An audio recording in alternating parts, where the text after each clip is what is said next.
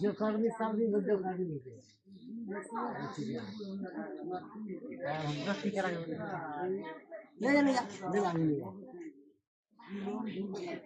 अच्छा करो देवे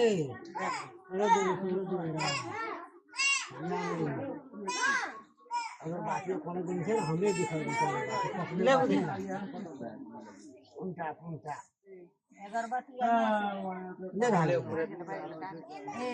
उन्हें कौन है तो उन्हें नहीं है जावे बुंदा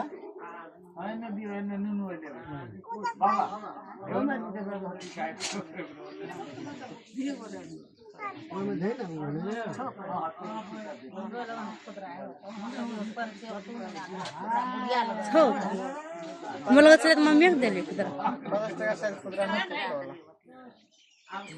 दे जब अच्छे दिन 25 टका वो 100 टका नहीं छो मम्मी पे छत पर पाला उधरन छ भगले बाबा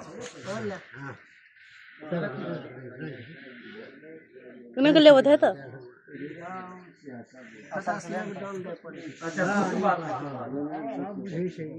इन्हें को ले तो ध्यान नहीं तो आधे आओ बोलिए प्रेम से श्री सत्यनारायण भगवान की प्रथम अध्याय। एक समय प्राणियों के हित चाहने वाले समस्त मुनियों ने परम रमणीक नैमिषारण्य क्षेत्र में मन को प्रसन्न करने वाली सभा की। उसी समय अति तेजस्वी व्यास जी के सूत जी शिष्य गणों के सहित हरिनाम आह्वान करते हुए वहां आए। समर्थ शास्त्रों को जानने वाले श्री सूत जी को आते देख महातेजस्वी सौनक आदि मुनिगण खड़े हो गए।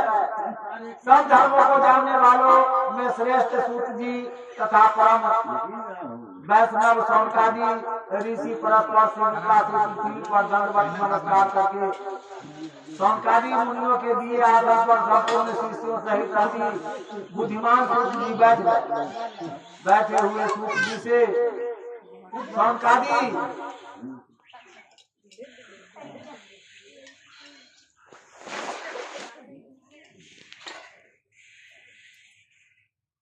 सौनकादि मुनियों ने नमस्कार कर हाथ जोड़कर कहा, हे महर्षि, हे सर्वज्ञ सूत जी, इस कलिकाल में मनुष्य को हरिभक्ति किस उपाय से हो, हे भगवान वह कहिए, क्योंकि कलिकाल में सब प्राणी पाप करने में तत्पर और वेद विहीन हो जाएंगे। उनका कल्याण किस प्रकार होगा? इस कलयुग में मनुष्य प्राणों को धारण किए थोड़ी आयु वाले निर्धन और अनेक पीड़ाओं से युक्त होंगे। प्रायः पुण्य अति परिश्रम से होता है। इससे कलयुग में कोई मनुष्य पुण्य न करेगा और पुण्य के नष्ट होने से सब पापों में प्रवृत्त हो जाएंगे। तब सूक्ष्म ज्ञान वाले मनुष्य अपने सब वंश सहित नष्ट हो जाएंगे। हे सूत जी, किस तरह अल्प परिश्रम से थोड़े धन और कुछ ही समय में पुण्य प्राप्त हो, ऐसा कोई उपाय हम लोगों से वर्णन कीजिए। जिसके उपदेश से मनुष्य पुण्य पाप करता है वह उसका भागी होता है। पुण्य का उपदेश करने वाला दयावान, कपट रहित, निष्पाप और निर्विरोधी, यह 4 तरह के मनुष्य नारायण के समान है। संसार में ज्ञानी होकर जो दूसरों को ज्ञान नहीं देता, उस पर ज्ञान रूपी परमेश्वर प्रसन्न नहीं होते। जो पुरुष रत्न रूपी ज्ञान से दूसरों को संतोष देते हैं, उन्हें मनुष्य रूप धारण किए नारायण ही जाने। हे महामते, ऐसा कौन भक्त है जिसके करने से मनोवांछित फल प्राप्त हो?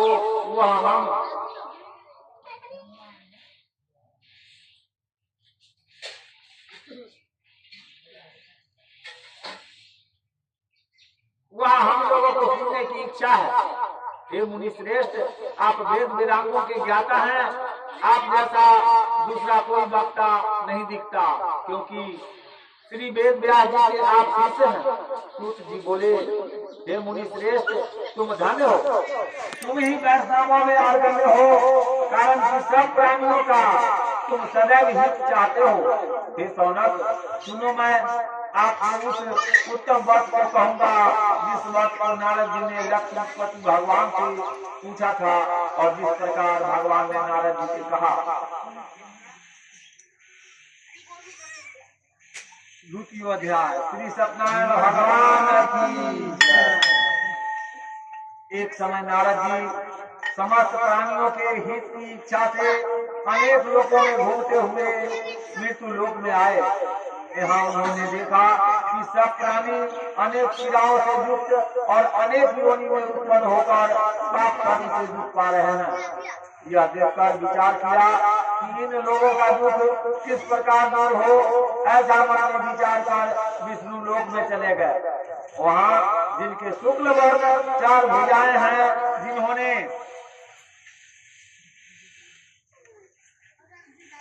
शंख चक्र को धारण किया है और वनमाला से सुशोभित देवेश नारायण है, उनको देखकर स्तुति करने लगे। नारद जी बोले कि हे महाराज, आप वचन और मन से न कहने न धारण के योग अनंत शक्ति युक्त और निर्गुणात्मक हैं।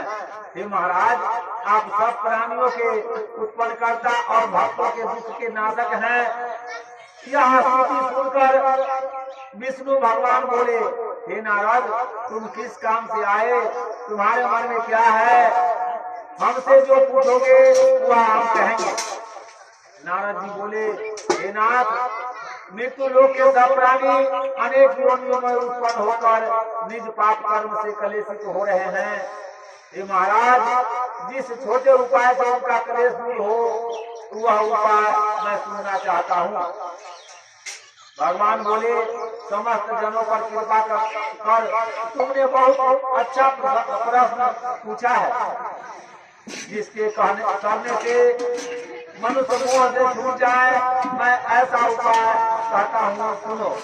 हे नारद, जो व्रत तीनों लोगों में अति दुर्लभ है वह आज आपके कहने से प्रकाशित कर रहा हूँ। वह सत्यनारायण का व्रत है, जिसको विधि पूर्वक करने से इस लोक में सुख और परलोक में मोक्ष मिलता है। यह कहकर नारद जी बोले, इस व्रत का क्या फल है और पूर्व में किसने किया था? किस समय यह व्रत करना चाहिए? आप विस्तार पूर्वक कहिए। भगवान ने कहा कि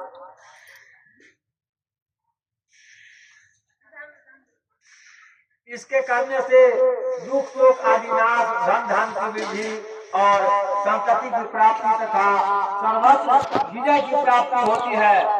इस वर्ष में मनुष्य भक्ति श्रद्धा युक्त किसी भी दिन सायंकाल में सत्यनारायण की पूजन करें और भाई बंधु तथा ब्राह्मणों के साथ धर्म युक्त सावा शेर उत्तम नैवेद्य भोग लगावें। केले का फल, घी, दूध और गेहूं का चूर्ण लावें।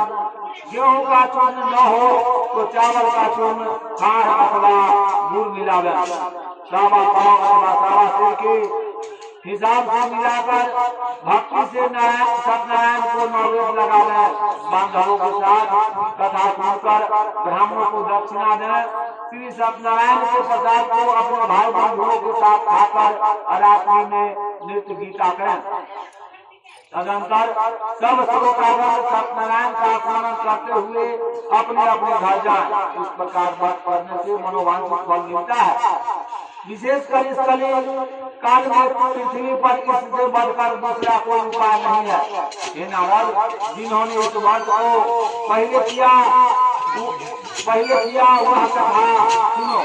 काशीपुरी में निर्धन सदानंद नाम का एक ब्राह्मण क्षुधा पिपासा से दुखित पृथ्वी पर भिक्षा मांगने हेतु घूमता था। ब्राह्मण प्रेमी भगवान